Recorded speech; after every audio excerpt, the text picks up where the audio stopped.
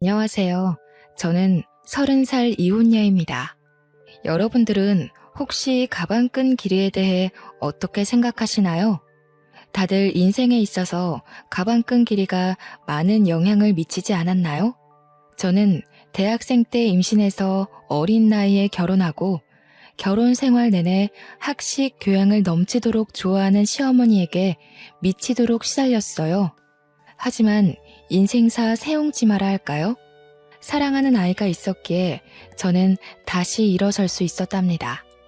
결혼에는 한 번 실패했지만 인생에는 실패하지 않은 제 이야기를 꼭 들려드리고 싶습니다. 제가 대학교 1학년 때 2년 선배였던 남편을 만났어요. 남편은 듬직하고 자상하고 유머 감각도 있어서 후배들에게 인기가 많았고 저는 짝사랑하는 처지였어요. 남편이 제 첫사랑이었죠. 그냥 아는 사이로만 지내면서 고백도 못하고 눈치만 살피고 있었어요. 당시 저희 집은 2층 집에 살면서 1층에는 작은 식당을 하고 있었어요. 부자는 아니었지만 동네에서 그래도 입소문이 나 있었어요.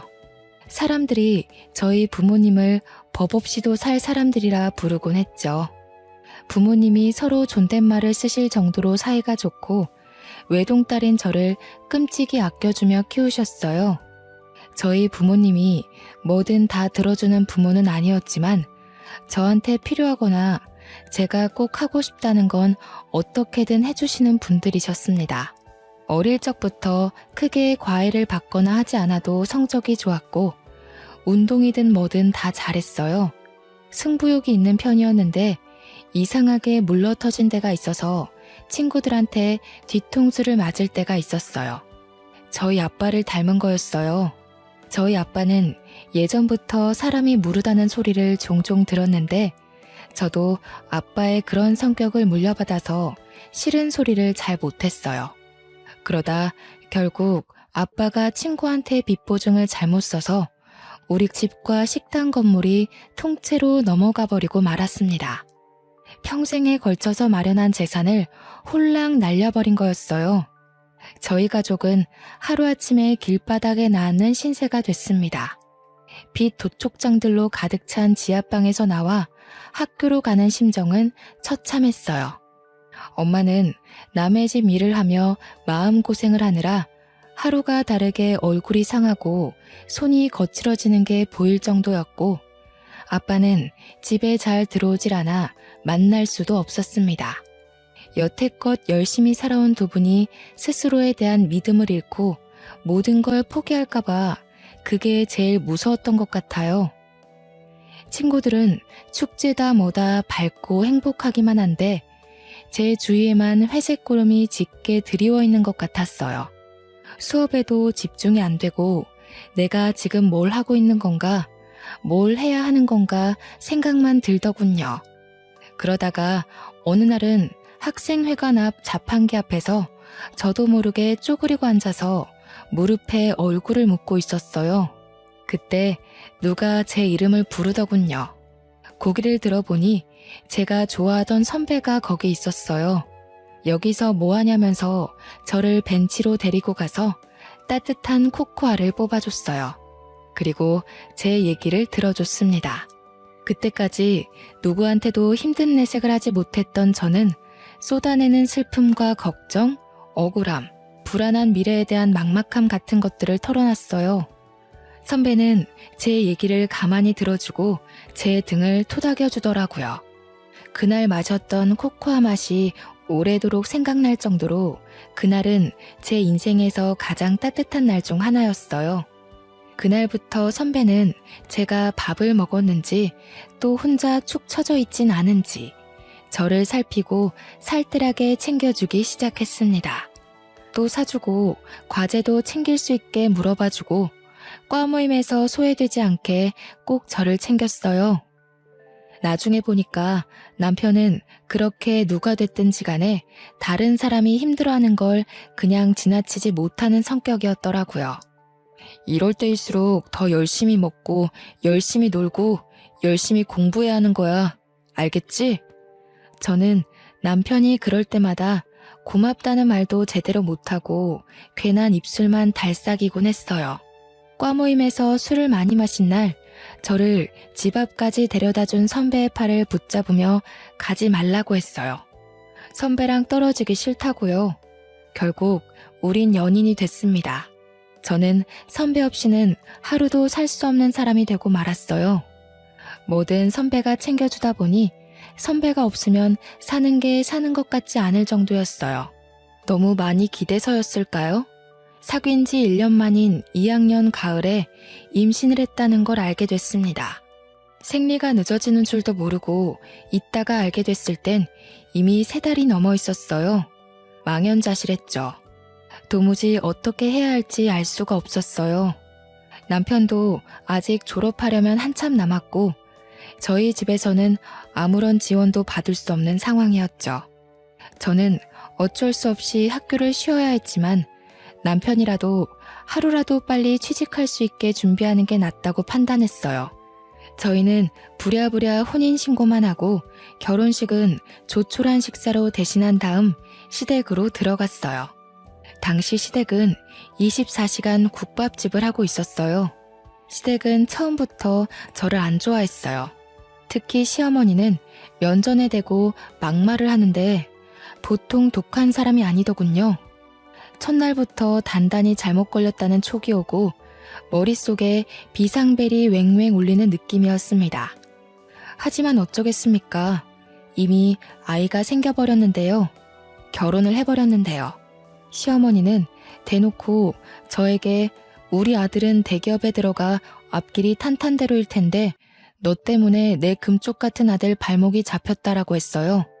제가 공부를 못 마친 걸 가방끈이 짧다고 표현하며 툭하면 구박하기가 일쑤였죠.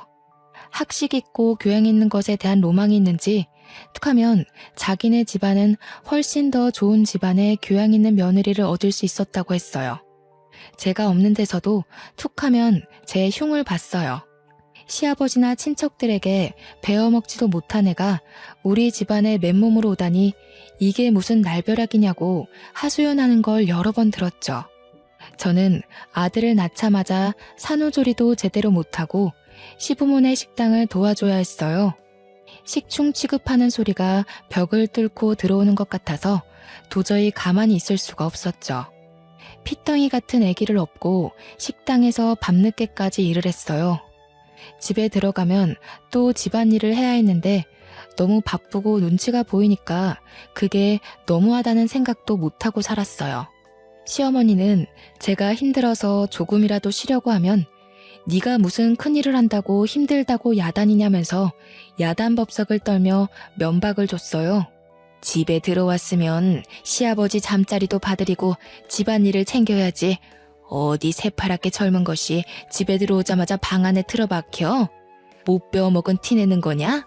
가방끈이 짧으면 노력이라도 하라고 했지. 어머니, 저 하루 종일 일하고 오늘 지훈이 아파서 병원에 뛰어갔다 왔잖아요. 저도 지금 열이 나고 몸에 기운이 하나도 없어요. 조금만 누워있다 할게요. 으이그, 그러게. 저렇게 복 없이 생긴 애들은 꼭 생긴 대로 논다니까. 그러게, 저렇게 복 없는 애가 우리 아들 발목을 잡게 내버려뒀으니 원. 손주 새끼 봐서 참지. 애미라고 있는 게 없는 집에서 못 배워먹어 교양 없는 티를 팍팍 내니 애까지 닮을까봐 걱정이다. 걱정. 처음에는 시어머니에게 대들지는 못하고 남편에게 하소연했어요.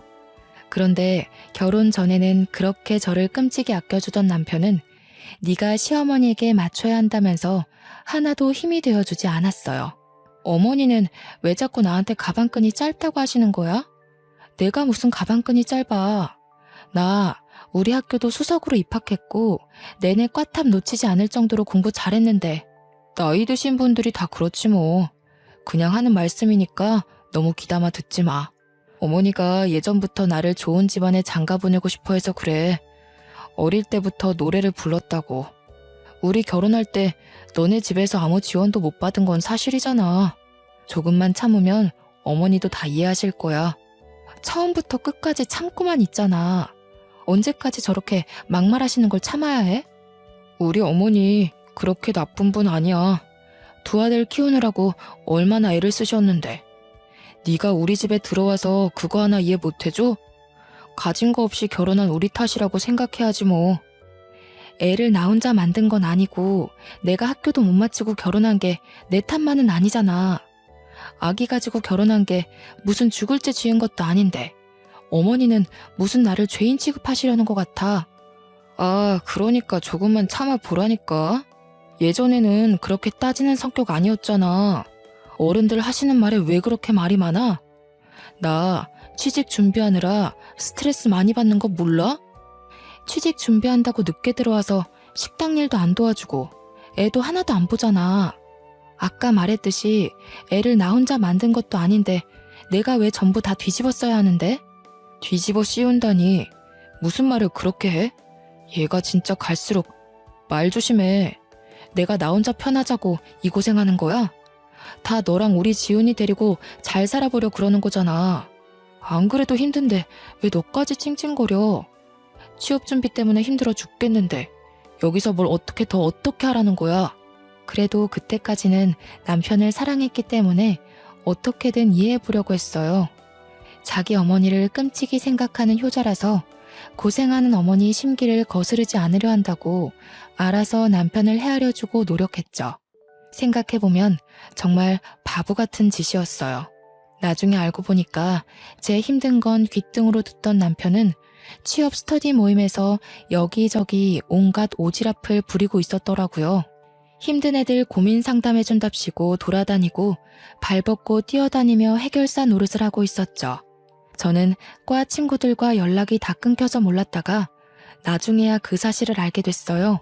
그래도 밖에서 이 사람 저 사람 비위 맞춰주고 다닌 보람이 있었는지 남편은 진짜로 대기업에 취직을 했어요. 제 동기들이 취직 준비를 하고 좋은 데 취직하는 동안 저는 뒤처지는 느낌을 받곤 했어요. 동기들이 좋은 데 놀러가서 찍은 사진을 SNS에 올린 걸 보면 어쩐지 마음 한구석이 휑해지는 느낌을 받곤 했죠. 점점 사회인으로서 제자리를 찾아가는 동기들에 비해 제 모습이 초라해서 동기들이 연락해도 잘 받지 못했어요. 그래도 아이 키우는 재미가 있었고 예쁜 아이가 있다는 것에 만족하려 했어요. 아이가 말을 하고 걷고 하루가 다르게 자라는 걸 보면 또 하루를 살아낼 힘이 생기곤 했습니다. 지금 생각하면 저는 어릴 때부터 커리어 우먼이 꿈이었는데 왜 그런 소박한 현실에 만족하고 구박대기 노릇을 감내했는지 알 수가 없어요. 상황에 적응하는 것도 좋지만 자기 가치를 스스로 낮추는 행동을 하면 안 된다는 걸 지금은 깨닫게 됐습니다. 그러다 애가 3살이 되던 해에 남편 형이 뒤늦게 결혼한다고 신부감을 데려왔어요. 그 집은 큰아들을 어떻게든 판검사 만들려고 애를 써왔더군요. 사자 들어가는 걸 워낙 좋아하는 집이니까요. 아주버님은 사법고시 폐지되고 로스쿨 준비로 몇 년을 또 허송세월하다가 30이 훌쩍 넘겼죠. 그래도 연줄이 있어서 30 중반에 대형 로펌 경영지원실에 취직을 했어요. 무슨 재주가 있었는지 결혼하겠다고 데려온 여자가 대학 교수라는 거였어요. 듣고 보니 교수는 아니고 어느 지방 대학 강사였죠. 그래도 젊은 여자가 박사학위까지 있는 데다 대학에서 강의까지 한다니 교양 학식 좋아하는 시어머니 입이 다 찢어졌습니다. 며느리가 될 사람 직업뿐 아니라 집안도 금융정보회사를 소유하고 있는 엄청난 부자라고 그렇게 좋아하는 거였죠. 예비 형님이 강의한다는 대학이나 그 집안이 운영한다는 금융회사나 저는 들어본 적도 없는 데였지만 그게 무슨 상관이겠습니까?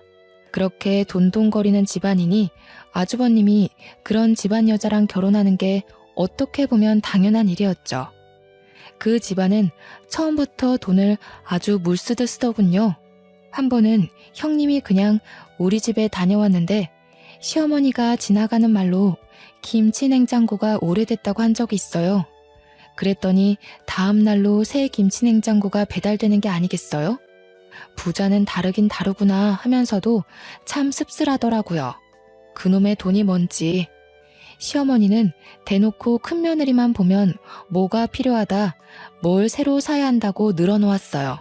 그리고 큰며느리의 씀씀이에 비교해 저를 더욱 가차없이 깎아내렸습니다.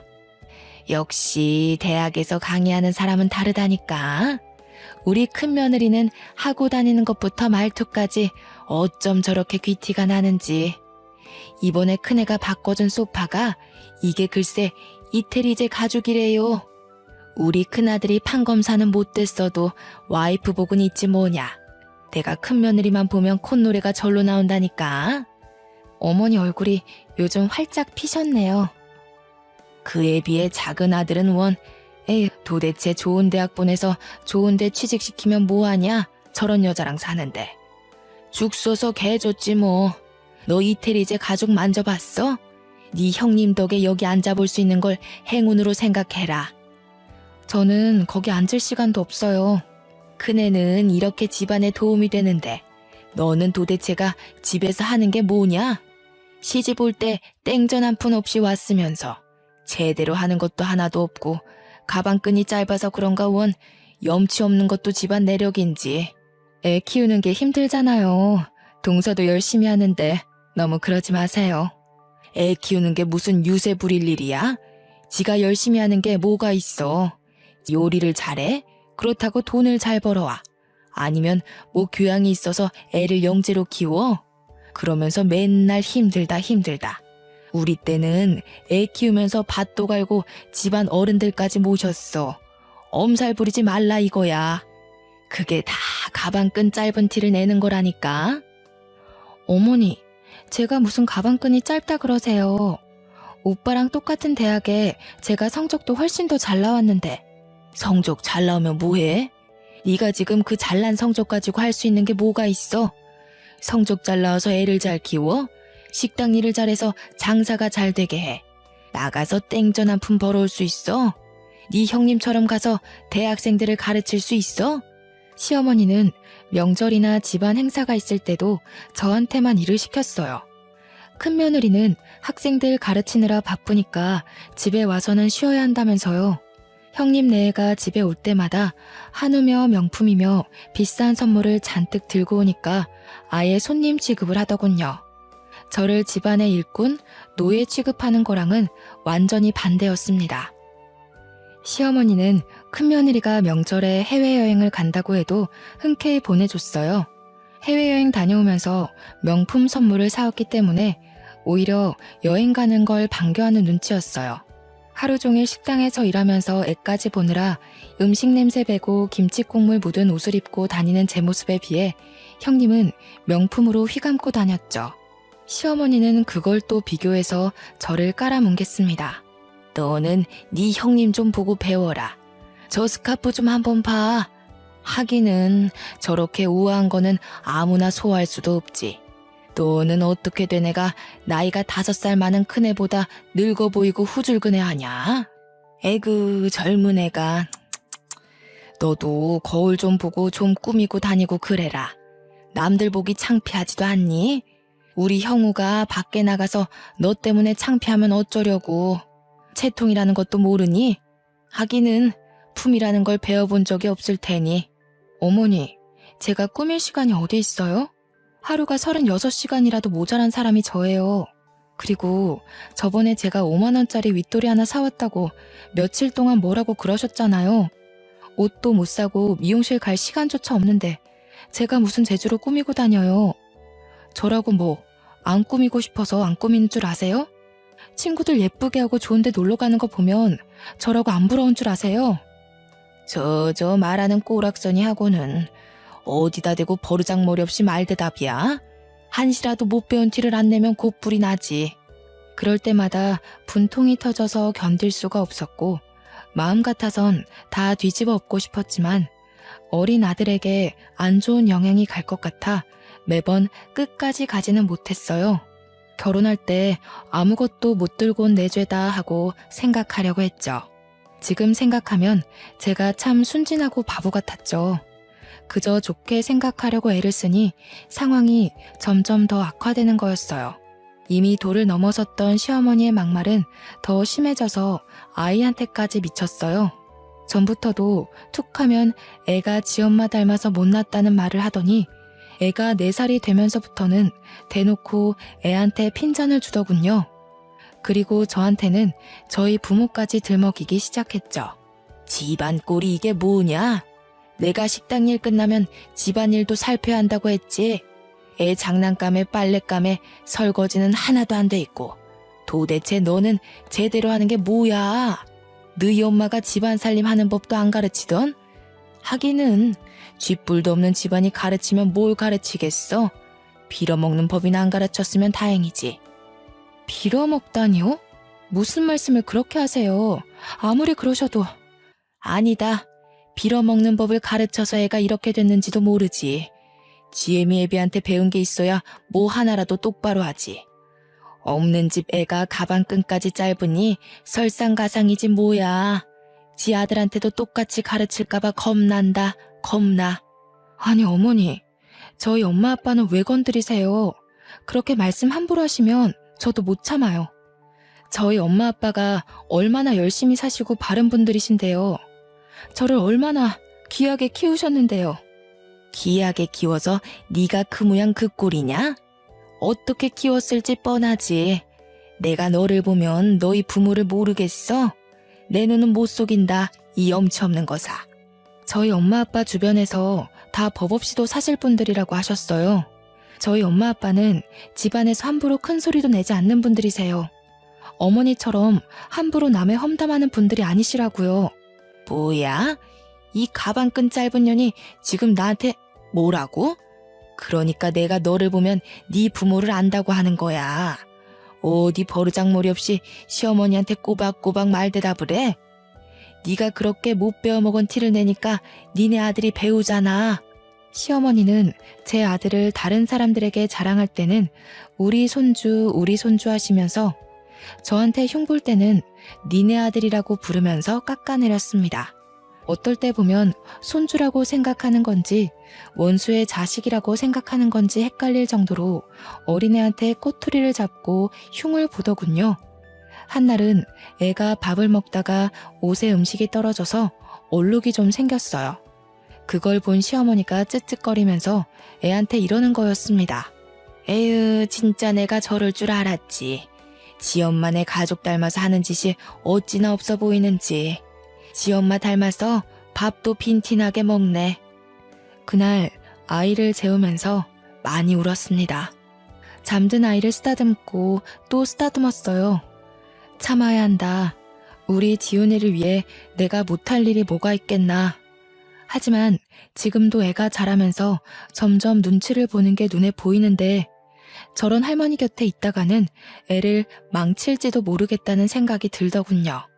저는 그날부터 시어머니가 막말을 할 때마다 휴대폰 녹음기를 켜는 습관이 생겼습니다. 아이를 보호하기 위해 뭐라도 해야겠다는 생각에 지푸라기라도 잡는 심정으로 한 일이었죠. 그러다 저희 엄마가 식당 근처에 볼 일이 있어서 왔다면서 들르신 적이 있었어요. 엄마는 잠깐 얼굴만 보고 간다면서 극구 사양하시는데 저는 오랜만에 만난 엄마에게 꼭 밥 한 끼를 대접해드리고 싶었어요. 그동안 고생하시는 거 알면서 바쁘다는 이유로 제대로 찾아뵙지도 못하고 어려운 형편에 도움이 되어드리지 못했으니 항상 마음 한구석이 아렸거든요. 추운 겨울날이었습니다. 엄마는 호박 시루떡을 보자기에 잘 싸서 가지고 왔어요. 제가 어릴 때부터 좋아하던 음식이었죠. 그런데 떡을 받아든 시어머니의 눈치가 영 떨떠름했습니다. 무슨 잡상인이나 불청객이라도 온 것처럼 저희 엄마를 위아래로 훑어보는 게 아니겠어요? 시어머니의 태도에 기분이 상했지만 엄마 앞에서 분위기를 망치고 싶지 않았던 저는 애써 즐거운 척하며 엄마를 식당 구석으로 데려갔습니다. 추운데 왜 자꾸 그냥 간다고 그러세요? 여기 앉아서 몸 좀 녹이고 조금만 계세요. 여기 설렁탕 맛있어요. 제가 금방 가져다 드릴게요. 혜인이 너는 밥 먹었니? 그렇게... 아니다. 바쁜데 왜 엄마까지 챙기느라 고생할까봐 그러지. 나는 그냥 너랑 지훈이 얼굴만 보고 가면 되는데. 엄마 드릴 국밥을 준비하는데 시어머니가 한마디 하더군요. 에휴, 사돈댁에 오면서 이런 걸 선물이라고 가져오는 수준하고는 참나 어이가 없다 어이가 없어. 큰애처럼 명품까지는 바라지도 않아. 교양이라고는 눈을 씻고 찾아봐도 찾아볼 수가 없구먼. 가방끈 짧은 애를 남의 집 귀한 아들한테 맨몸으로 보내놓고 미안하지도 않나? 그런데 조금 있다가 단체 손님이 들어왔어요. 식당이 와글와글 꽉 찼는데 엄마 혼자 밥을 먹고 있는 게 영 신경이 쓰여서 저는 바쁜 와중에 흘끔흘끔 엄마를 보고 있었어요. 그때 시어머니가 엄마가 앉아있는 자리 바로 옆 테이블 위에 행주를 철푸덕 소리가 나게 던지더군요. 탁탁 소리가 나게 수저통도 닦고 의자도 정리하며 밥 먹는 엄마가 눈치를 보게 했습니다. 손님들이 더 올 텐데 자리가 없어서 어떡하냐면서 말이죠. 그러더니 카운터 쪽으로 오면서 이러는 거였습니다. 아휴, 못 배운 집안이라 그런가 밥 먹는 것도 눈치코치 없이 먹네. 피꺼소시란 말 아시죠? 아무 말도 못하고 시어머니 하는 양을 곁눈 질로 보던 저는 말 그대로 피가 거꾸로 솟는 걸 느꼈습니다. 혹시 엄마가 들었을까봐 조마조마하면서 엄마 쪽을 쳐다봤어요. 다행히 엄마는 못 들었는지 아무렇지 않은 표정으로 밥을 마저 다 드시더라고요. 그날 저녁 빨래를 개고 있는데 시어머니가 안방에서 시아버지게 하는 말이 들렸습니다. 우리 엄마 흉을 보더군요. 큰며느리네는 좋은 식당을 예약해서 대접하는데 안 그래도 딸을 빈손으로 보낸 주제에 코딱지만한 식당에 와서 꾸역꾸역 밥을 먹고 있다면서요. 저는 개고 있던 수건을 그대로 팽개치고 방으로 들어왔습니다. 하루 종일 뼈 빠지게 일해서 돈 벌어주는데 엄마에게 밥 한 끼를 대접해드리는 것도 눈치를 봐야 한다는 사실에 저는 이성의 끈을 놓치고 말았습니다. 그리고 밤늦게 돼서야 집에 들어온 남편에게 오늘 있었던 일을 말하면서 따졌습니다. 나를 무시하는 것까지 그렇다 치려 했지만 지훈이랑 우리 엄마 아빠한테까지 함부로 굴고 막말하는 건 못 참아. 이제 더는 못 참는다고. 내가 이 집 노예야? 솔직히 나 없으면 식당 운영할 수나 있어? 하루 종일 일하고 애까지 보는데 내가 우리 엄마한테 밥 한 끼 못 대접해줘? 내가 너네 엄마 밥 주지 말라 그랬어? 하루 종일 일하고 온 사람한테 생 난리를 치네. 왜 별것도 아닌 것 가지고 난리를 치고 그래? 엄마 들으면 어쩌려고? 뭐라고? 지금 그걸 말이라고 하는 거야? 나는 어떻게든 오빠 맘 편하게 해주려고 지훈이 잘 키워보려고 꾸역꾸역 다 참아왔는데 어떻게 오빠가 나한테 이럴 수가 있어. 맨날 늦게 들어오고 일 때문이라고. 나는 일주일에 외출 한 번 못하는데 혼자 밖에서 놀러 다니니까 좋아? 목소리 낮추라고 했지. 얘가 진짜 점점 왜 이래? 너 예전엔 안 이랬잖아. 왜 이렇게 변했니? 진짜 무섭다 무서워. 아니, 아직 안 변했어. 진짜 무서운 게 뭔지 보여줘? 그때 밖에서 듣고 있던 시어머니가 들어와서 제 뺨을 때리더군요. 무슨 일인지 상황 파악을 못해 멍하고 있는 저에게 시어머니는 어디서 큰 소리를 내냐, 못 베어먹은 티를 낸다면서 소리를 질렀어요. 그리고 머리채까지 잡아당겼습니다. 저는 저도 모르게 시어머니 머리끄덩이를 같이 잡아당겼어요. 제가 무슨 일을 하고 있는지조차 모를 정도로 화가 나 있었어요. 그날 밤을 뜬 눈으로 지새운 저는 아침 일찍 짐을 챙겨 그 집에서 나왔습니다. 아들에게 한마디도 못하고 나오는 것이 걸렸지만 아들 얼굴을 보면 도저히 발이 떨어지지 않을 것 같았어요. 그 길로 저는 신림동 고시촌으로 들어갔습니다. 엄마 아빠가 보고 싶었지만 친정에 가면 두 분이 슬퍼하실까봐 도저히 갈 수가 없었어요.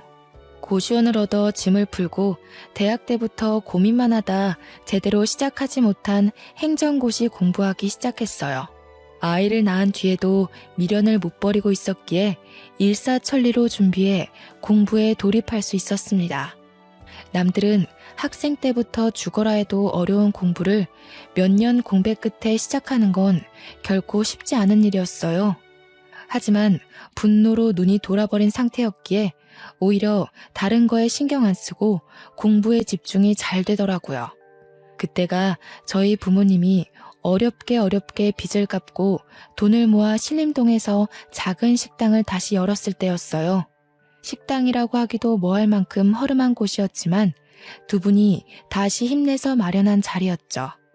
한날은 제가 모의 시험 점수가 영 안 나와서 실망한 마음에 걸어 다니다가 저도 모르게 엄마 아빠 식당 쪽으로 걸어갔어요. 그전에는 혹시 눈에 뜨일까봐 그쪽으로는 가지도 않았거든요. 가게에 들어서자마자 엄마가 제 얼굴을 보시더니 저를 안고 막 우셨습니다. 저는 깜짝 놀랐어요. 엄마가 하는 말이 엄마 아빠가 못나서 네가 공부도 제대로 못 마치고 시댁에서 구박받고 산다는 거였어요. 저는 아니라고, 내가 악이 가져서 그런 거라고, 내가 실수해서 그런 건데 왜 엄마가 미안해 하냐면서 엄마랑 붙잡고 같이 울었어요. 그리고 그 집에서 나와 다시 공부 시작했다고 엄마에게 털어놨죠. 엄마는 깜짝 놀라더라고요. 그래도 그 집으로 다시 들어가라는 말은 절대 안 하셔요. 그날 저녁 고시원에 들어왔는데 아빠로부터 문자가 와 있었어요. 아빠가 미안한 게 참 많다고, 네 공부는 무슨 수를 써서라도 지원해 줄 테니까 아무 걱정하지 말고 공부에만 집중하라는 거였죠. 눈물이 핑 돌았어요. 열심히 사시다 그런 건데 엄마 아빠는 뭐가 그렇게 자꾸 미안하다고 그러시는 건지. 그리고 그런 생각이 들더라고요. 나도 열심히 하다가 그런 뿐이니까 나도 나를 탓하지 말자고요. 그리고 저는 무섭게 공부했습니다. 같이 공부한 애들이 뭐 먹으러 가자고 해도 저는 그 시간에 한 자라도 더 보려고 끼니를 대부분 김밥으로 때웠어요. 고시생들도 스트레스 푼다고 스터디원들끼리 술도 마시고 저희들끼리 친목도 다지고 그러거든요.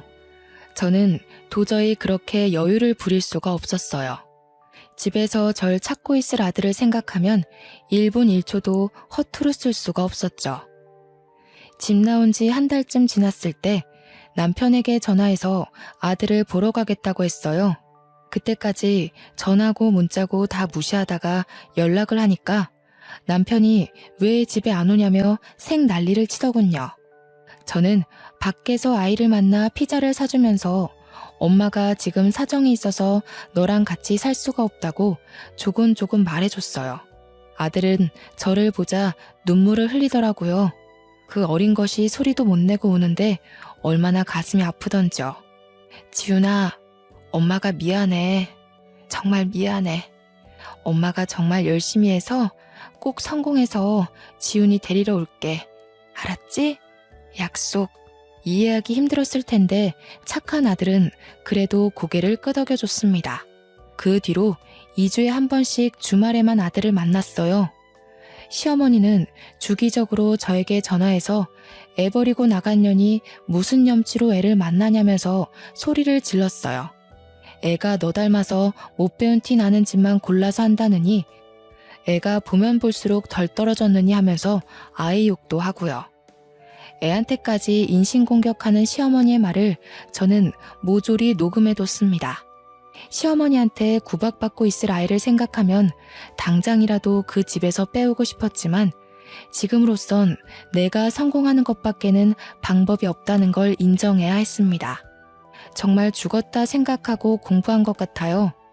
그렇게 공부한 지 2년째 되던 해 결국 행정고시 재경직에 합격했습니다. 주변에서도 그렇게 빨리 합격하는 사람 처음 봤다면서 깜짝 놀라더군요. 공부를 늦게 시작했어도 빨리 합격했기 때문에 공무원으로 그렇게까지 늦은 나이가 아니었죠. 좋은 일이 하나 더 있었어요. 제가 공부한 지 1년쯤 지났을 때 아빠가 보증을 서줬던 친구가 돌아왔어요. 아빠의 절친이었던 그분은 자기를 늘 미안했다면서 사과를 하셨어요. 막혀있던 돈이 들어왔다며 아빠가 손해본 돈보다 더 많은 돈으로 갚아줬어요. 엄마 아빠는 그 허름한 건물에서 나와 훨씬 크고 좋은 건물에 돈가스 뷔페를 크게 열었습니다. 망하기 전보다도 훨씬 더 좋은 자리였고 장사도 잘 됐어요. 1년 만에 매출이 크게 올라서 제가 아들과 살기 위해 알아본 집 전세금도 엄마 아빠가 대주셨죠. 이제 임용만 기다리면 됐고 탄탄대로인 것 같았지만 한 가지 걱정거리가 있었어요. 시댁에서 아이를 순순히 내줄 리가 없었으니까요. 하지만 저는 무슨 일이 있어도 제 아들을 그 집에 그냥 두지 않으리라 다짐했고 사활을 걸기로 했습니다. 처음에는 남편을 만나 좋게 이야기를 풀어보려고 했습니다. 그런데 남편은 애 이야기는 안 하고 자꾸 딴소리만 하는 거였어요. 네가 이렇게 빨리 시험에 붙을지 누가 알았겠어. 내가 네 가치를 몰라봤던 것 같아. 그래도 네가 있을 때가 좋았어. 내가 너한테 참 잘 못해줬지. 지금 생각해보면 내가 좀 너무했던 것 같아. 우리 대학 때 참 좋았잖아. 둘이 같이 있으면 무서울 것도 없고 행복했는데. 그러면서 은근슬쩍 집에 안 돌아오냐고 저를 떠보더군요. 내가 미쳤다고 그 집에 들어가냐는 말을 삼키고 저는 남편을 따라 시댁으로 갔습니다. 아이가 어떻게 지내고 있는지 제 눈으로 확인해야 했어요. 그런데 평소라면 불을 환히 밝혀놨을 국밥집이 웬일인지 불이 꺼져 있는 게 아니겠어요? 시댁에 들어서니 시어머니는 없고 초상난 집처럼 휑한 게 무슨 일이 있는 게 분명해 보였어요. 그리고 저는 보고 말았습니다. 거실 테이블에 있는 주택담보대출 서류를요. 저는 서류를 들고 남편을 추궁했어요. 이게 대체 어떻게 된 일이냐고 물었더니 남편은 순순히 털어놨습니다. 형수네 집안에서 진짜 좋은 투자처를 알고 있다면서 돈을 몇 배로 불려줄 테니 믿고 투자하라고 대출 받으라고 종용했다는 거였어요. 아무리 그래도 그렇지 어떻게 집이랑 가게를 다 담보 잡힐 수가. 우리 집 망하는 거 보고도 그래? 집이 다 넘어가면 우리 지훈이는 어떻게 될지 생각 안 해? 이렇게 될 줄 알았나. 형수네 아버님이랑 형님이 지금 무조건 기회를 잡아야 한다고 막 밀어붙이는데 어떻게 해. 우리 엄마가 그 집 사람들 하는 말이라면 껌뻑 죽는 거 알잖아. 그 집처럼 돈 펑펑 쓰고 살게 될 줄 알았지 뭐. 근데 알고 보니까 그 집안, 그 집 사람들 다 말을 말아야지. 무슨 말이야? 왜 말을 하다 말아? 그러게, 내가 전부터 그랬잖아. 돈이라는 건 정직한 거라고. 공짜로 돈 벌어준다는 사람들은 의심부터 해야 한다고 했잖아. 그 집 사람들 처음부터 좀 이상했어. 왜 순진무구하게 그 사람들 말을 다 믿고 그래? 아, 그러게 말이다. 네 말을 들었어야 하는데. 그 집 사람들 지금 주식 조작으로 잡혀갔어. 형수님 아버지랑 다. 뭐라고? 내가 하는 말은 귓등으로 듣더니 꼴 좋다. 이제 어쩔 거야? 모르겠어. 나도 모르겠어, 혜인아. 우리 이혼 다시 생각하면 안 될까? 지금 형이랑 형수도 이혼하는 판에 나까지 이혼하면. 집에 돌아가서 TV를 틀어보니 뉴스에서 형님네 집안에서 운영한다던 금융정보회사 이야기가 나오고 있더군요. 그 집 가족들 다 줄줄이 구속됐다는 거였어요. 그때가 또 한창 모 연예인의 박사학위 논문 표절 사건으로 떠들썩할 때였어요. 그런데 전문대 강사도 박사학위 논문 표절이라는 제목의 뉴스에 나오는 실루엣과 대학 이름이 어디서 많이 보던 거였어요. 저는 형님이 강의한다던 학교 홈페이지에 들어가 봤습니다. 거기엔 디자인과 땡땡땡 강사 박사학위 취소 건에 대해 사과드립니다. 라는 제목의 게시물이 맨 위에 올라와 있었죠. 형님의 박사학위 논문이 표절률 85%로 취소된 거였죠. 학위 논문뿐 아니라 석사 논문까지 표절한 거였더군요. 시댁이 그렇게 좋아하던 교양과 학식, 그리고 돈까지 모두 사기였던 것입니다. 저는 더욱이 빨리 아이를 데려와야 한다는 생각에 마음이 급해졌습니다. 얼마 뒤 소송 준비가 끝났을 때 시어머니가 저희 엄마 아빠 식당에 찾아왔습니다.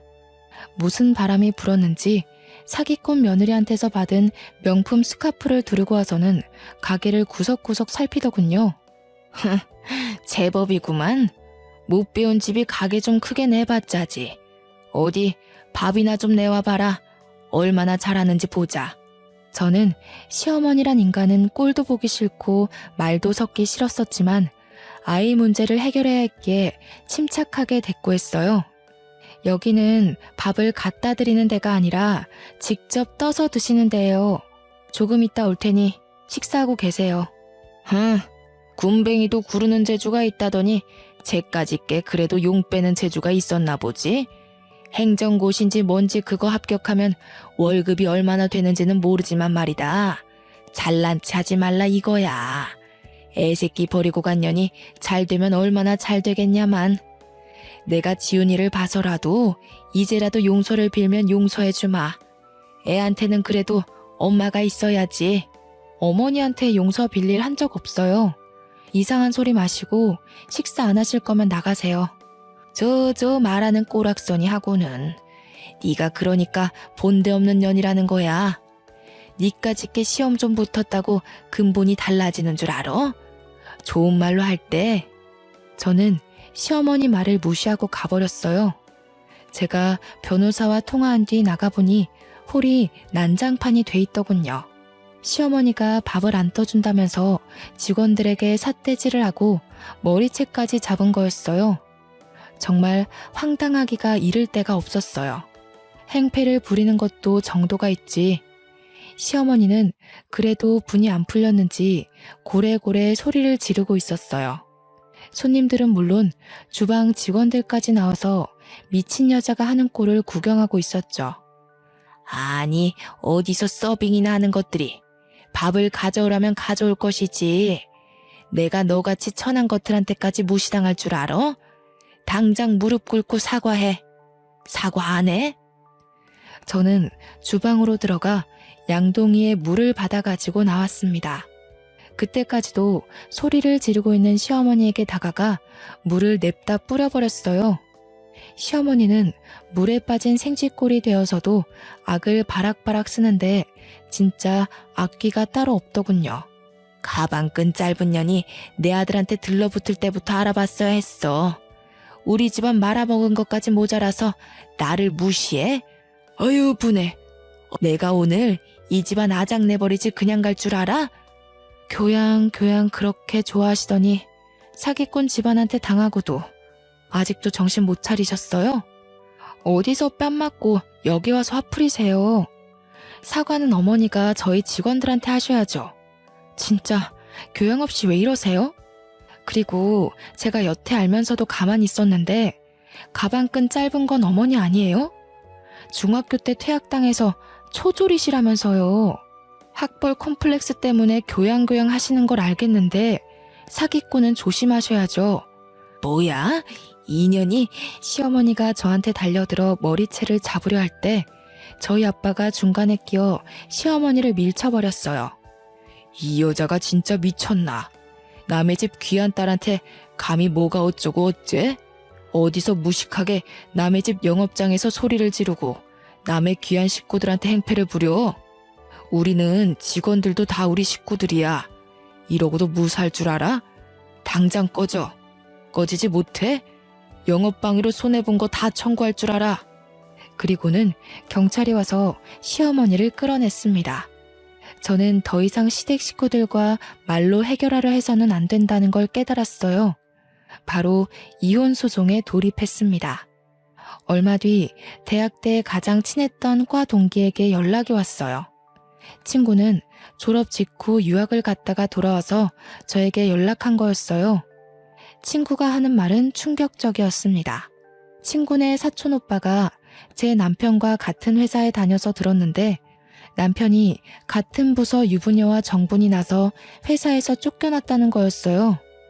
그 여자 남편이 회사에 찾아와서 난동을 부리는 바람에 임원 회의까지 소집되고 결국 회사에서 권고사직 시키기로 했다는 거였습니다. 들어보니 남편은 또 고민 상담 해준답시고 그 여자와 가까워졌다는군요. 이렇게 오지랖을 넓게 쓰더니 결국 제 발등을 찍은 거였죠. 이제는 화도 안 나더라고요. 솔직히 속이 시원했습니다. 시어머니가 저를 그렇게 괴롭히고 하대해도 강 건너 불구경이더니 꼴 좋다는 생각만 들고요. 그 뒤로 어떻게 됐냐고요? 시간이 걸리기는 했지만 소송을 통해 양육권을 가져왔습니다. 남편이 직업이 없는 데다 시어머니가 애를 정서적으로 학대한 정황이 명확했기 때문에 어렵지 않게 양육권을 가져올 수 있었어요. 그 인간이 빈털털이라 양육비는 얼마 못 받았지만 제가 그 집 식당에서 하루 종일 일하며 재산 증식에 도움 준 것이 인정돼 위자료도 1억 가까이 받게 됐어요. 시댁이 돈을 잃은 건 제 탓이 아니니까요. 시댁 식구들은 남편은 물론 시아버지까지 저에게 전화해서 회유도 하고 화도 내며 돌아오라고 매달렸습니다. 제가 미쳤습니까? 콧방귀도 끼지 않았죠. 고생 끝에 낙이 온다는 게 이런 걸까요?